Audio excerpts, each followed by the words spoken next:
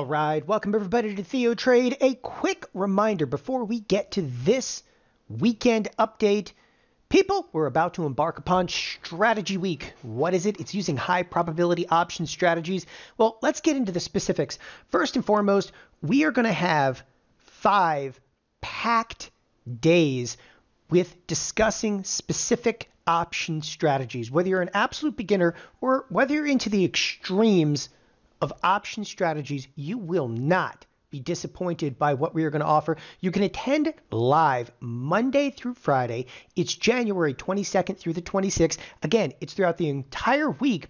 However, for 90 minutes per day, we are going to get into it.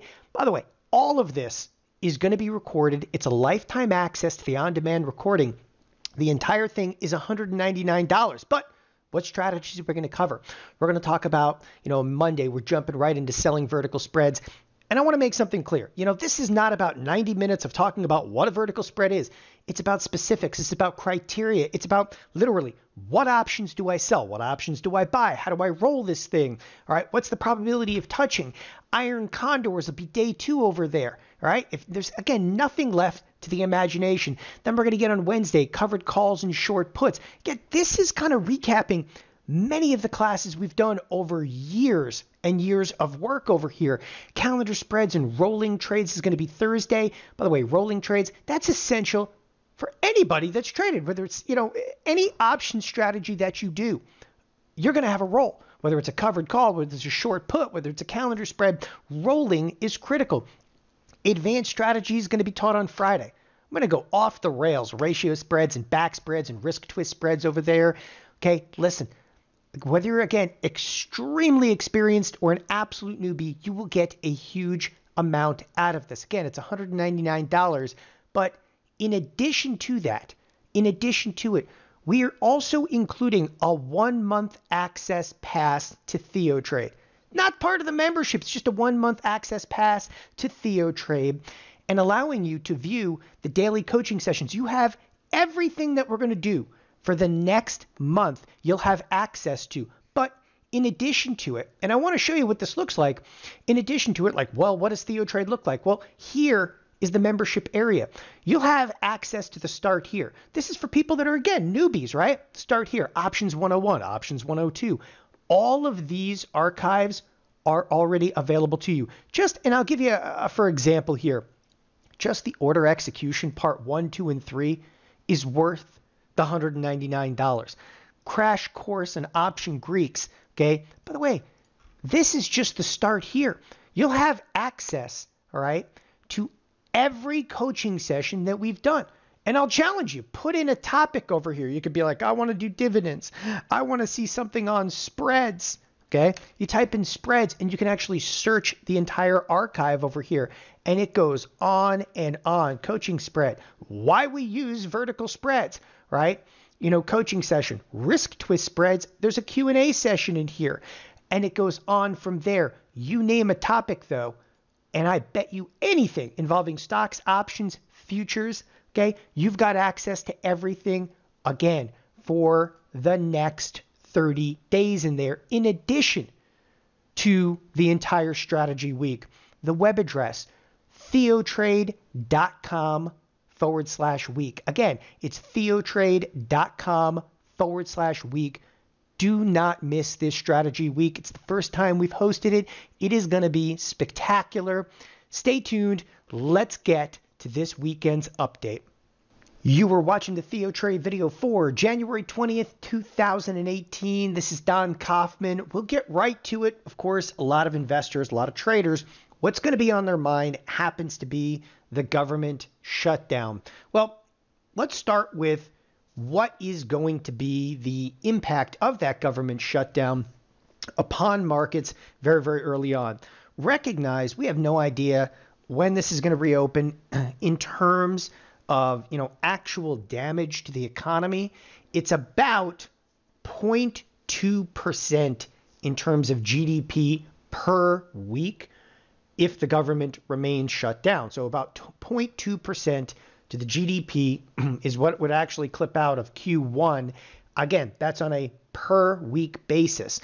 So with that being said, to kind of recap a little bit of this previous week, and then we'll come back to what we can expect this week, assuming, and we'll take the assumption right now, that this shutdown is going to last for a period of time. Granted, the marketplace already anticipated this prior to Friday's close.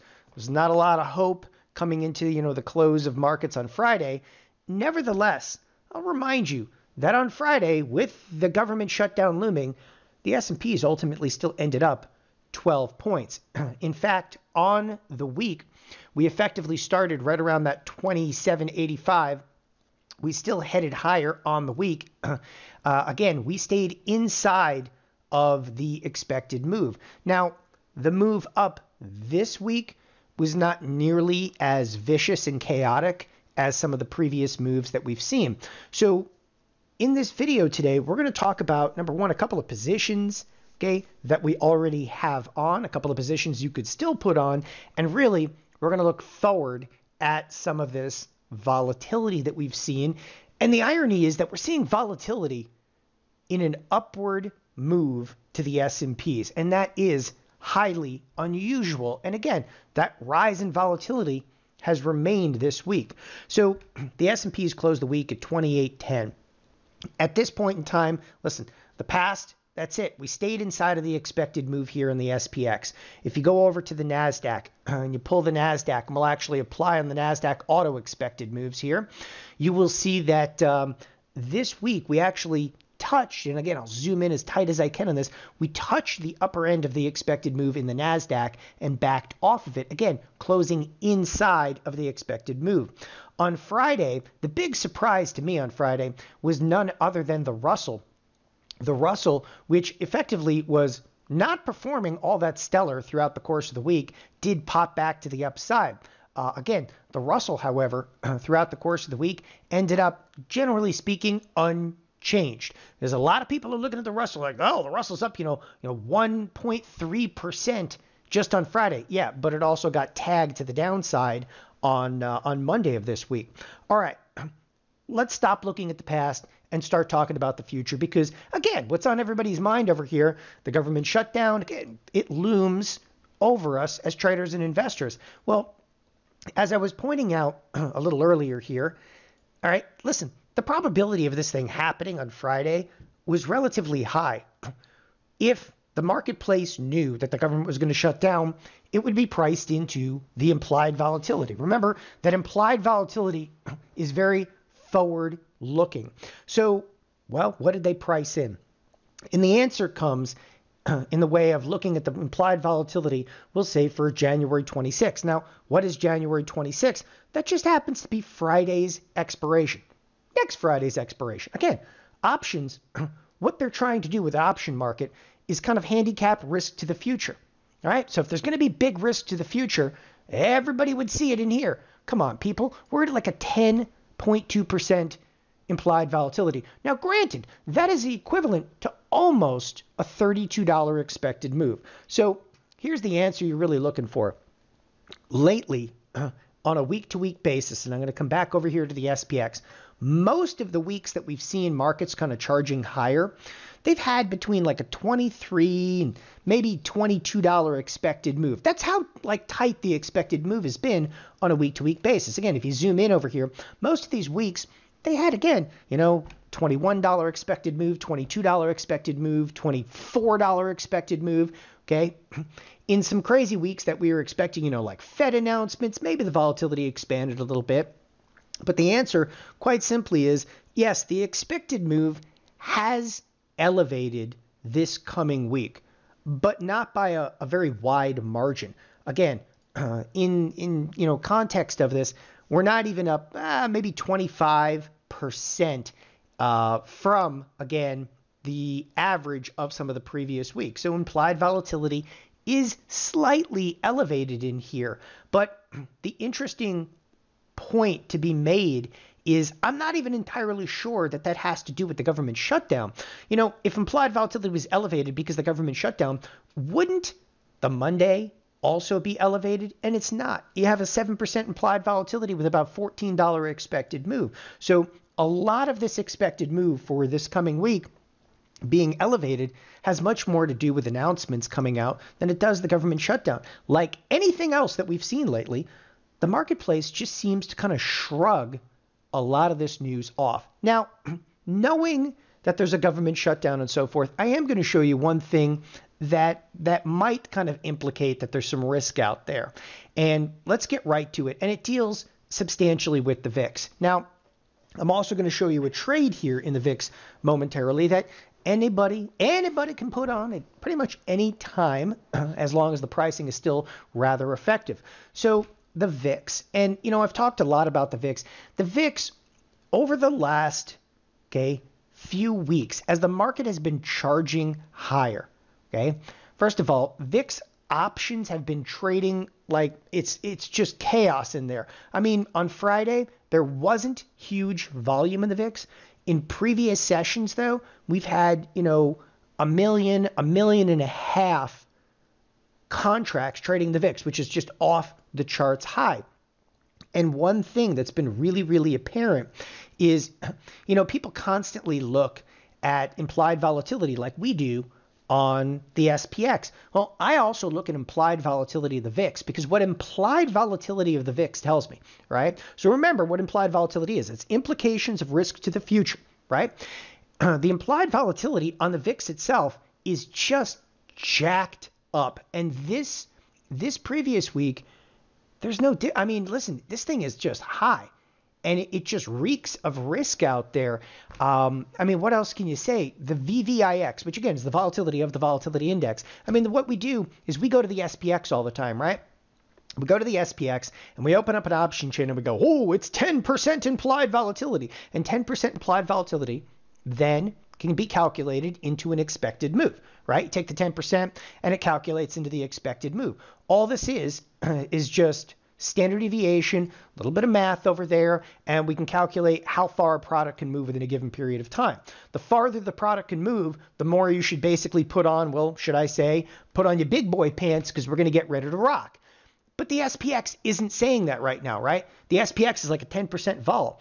But then you cruise over to the VIX, okay? And again, this is where there's been just huge, volume. Go look at the implied volatilities in the VIX. Tells a very, very different story. Now, the VIX always trades with a higher implied volatility. The VIX is, one of the most chaotic products. But if you look at like a distribution in here, the VIX, that's crazy. It's at over 100%. And some people are like, wait, that doesn't even really make a lot of sense. No, it actually does. What it does is it says all right, the VIX is at 11 right now.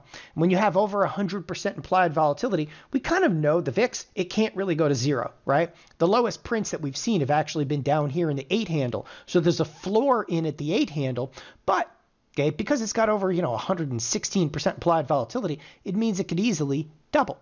You could get the VIX up here, 22, 24, It's a very skewed distribution curve inside of the VIX. And it's elevated right now. And it says that volatility itself is elevated on the volatility index. So I took advantage of it. And how did I take advantage of it? Because all of this is for nothing unless you can actually trade it. Seriously, that's what it comes down to. If you can't translate increased volatility or the lack of volatility into a trade, it's for nothing. And here's exactly what I did on the VIX. So let me open up all the strikes. And again, when you start opening up all the strikes, and here's a fun one, go to volume and open interest. They're trading out there.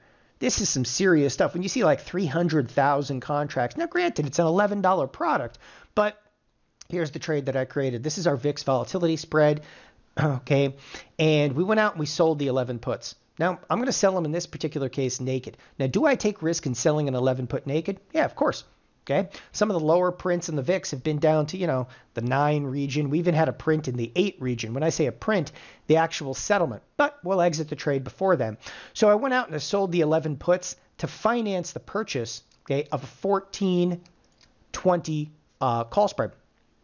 And I actually did the trade for about even money. So this says 5-cent credit, but I did the trade for right around even money when I put it on. I want to be fair about this. I'm going to right click. I'm going to come over here. We're going to analyze it. here's basically the analysis of this trade. So I sold an 11 put, right? And why did I sell the 11 put? Well, let's get back to that for just a second. I sold the 11 put because the volatility in here is jacked up. It just gave me a really juicy premium to be able to sell the 11 put. I sold the 11 put and was able to finance a $6 wide call spread. I have been doing this a while, and I've never been able to get a $6 wide call spread by selling the 11 puts.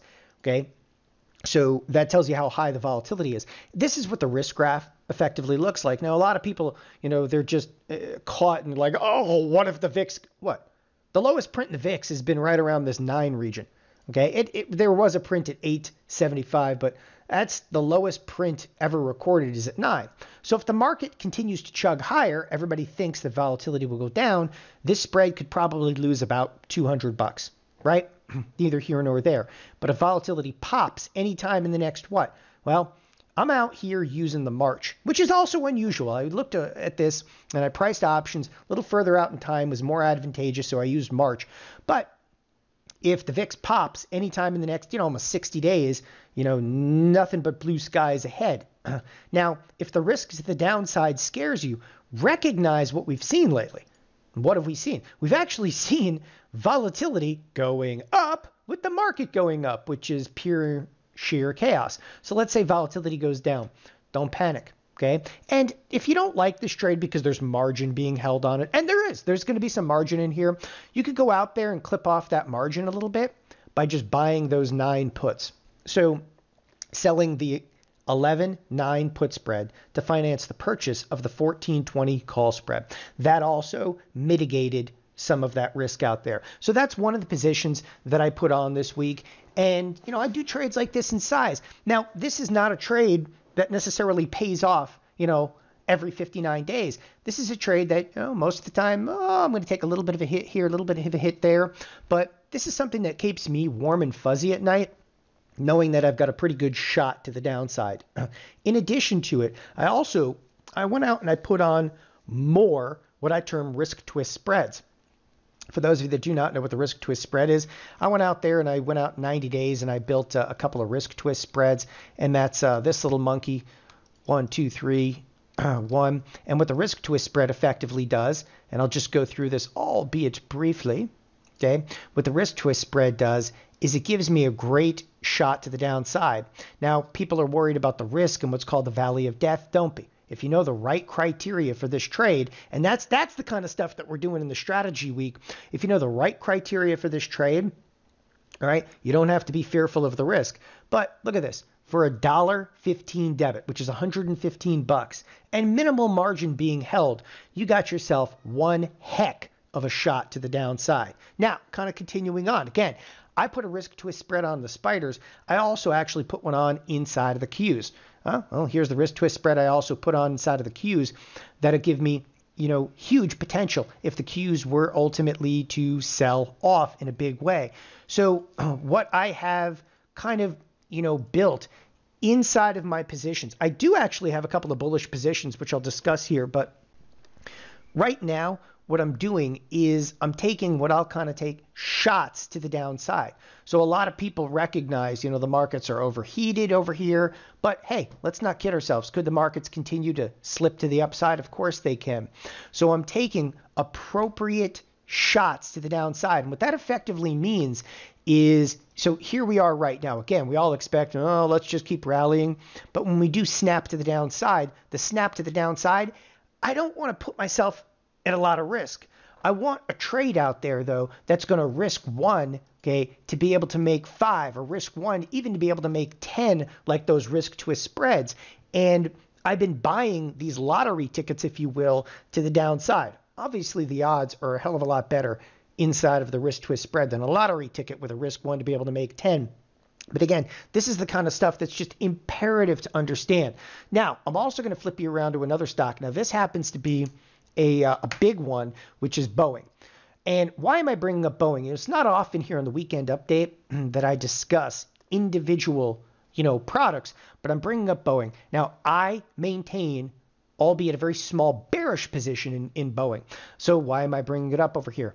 could have had a key reversal. For those of you that are into technicals, listen, I know the earnings are coming out over here. This could be a key reversal. The reason Boeing is so critically important, not about my position, okay? Nothing to do with it. If Boeing breaks to the downside, okay, it is night time for the Dow. Why? Okay, and I'll remind you, because I did this on a video just a few weeks ago, every dollar, and I'm just going to round this, every dollar, okay, that a stock moves in the Dow, it moves the Dow itself, okay, plus or minus about 7 points. So if Boeing moves up or down $1, it's going to move the Dow about plus or minus 7 points. Now think about this, because the Dow now has a $337 stock in it. That is a danger. And if you looked at the Dow really lagged behind the rest of the marketplace this week. Now, why am I getting into this? Boeing's going to have earnings coming out. Boeing may have already had a key reversal. The Dow performed horrifically versus the other major indices. Want to know why? One stock, IBM. IBM actually took the Dow down. But IBM, and I'm going to come to IBM for a minute, and I'm going to relate this back over to Boeing. If you take a look at IBM, it broke to the downside. As it broke to the downside, remember, each dollar that it lost really negatively impacts the Dow. Could you imagine? This is only a $170 stock that broke down, okay? Boeing, oh, it's huge, people. Huge.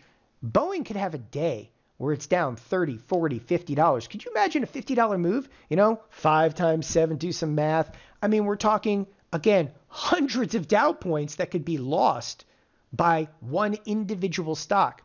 And the reality is, again, could have had a key reversal over there. All right, switching gears over here as well. As I said, I did take a bullish position. Now, this is high risk, long duration position. Yep, I've been stalking GE for a long time now. So GE came out, GE Capital exposed all of their risk. Okay, it's isn't going to be Christmas at GE for quite some time. Nevertheless, this is not per se a dividend play. All right, the dividend yield right now is back up to about 3%. Now they already cut the dividend in half at GE, but as the stock falls, the dividend gets a little bit more juicy. I want to make this clear. I am not doing a dividend play in here because that dividend could evaporate. This is a pure percentage play. This is a trade that if you're going to go out and you're going to do, you need to be willing to sustain some pain, number one. And number two, you got to be able to hold this thing for a pretty vast period of time. A duration, this is a duration position beyond 3 months. Very, very important that we understand that. GE is coming into the earnings. The earnings are going to be this next week. And again, we're going to come to the likes of like Netflix and so forth this week. But I put a position on in GE. I actually put a number of positions on. The first thing I did is I went out and I sold puts. I sold the 16 puts. I was able to get them right around 47 cents. That's where I was able to sell them because GE touched down to about 16.10. So I sold some puts. Why? Because I want to get long stock. In addition, I also went out and bought some physical stock over there. Again, put it to the back burner. This is a position that you put like in your retirement account and you think about it into the future. Why right now? When nobody wants to touch something, when something is so hideous, when volume is massive in here, I'm not telling you, listen, it's a $16 product, right? Can it go down to 13? Sure. Okay. I'm nibbling right now in the 16 region, and I will really start to pack on more positions if it crests a little bit lower over there. Say what you will about it. But this is very similar to the bullish positions that I've taken in Ford. Okay, and for those of you that do not remember, everybody's like, he never takes bullish positions. Sure I do. Okay, I was down here in Ford, all right, in the 11 region taking bullish positions. Now, I have exited those positions, and I'm very frank. I actually exited the position here near the 1250 range. That was Ford. Other bullish positions I've taken in a similar fashion. Silver.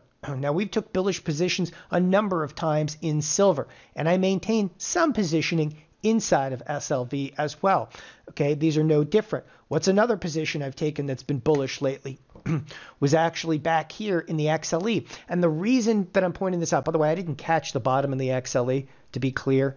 I was actually selling puts back in the neighborhood of 64, right around the 62 marker. I did buy some stock, but most of the puts expired worthless.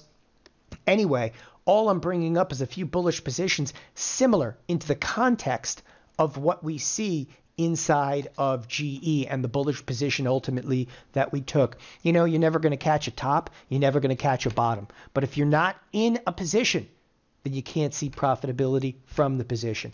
Again, there's a lot that's going to be going on this next week. The expected move has expanded out a little bit. Keep your wits about you.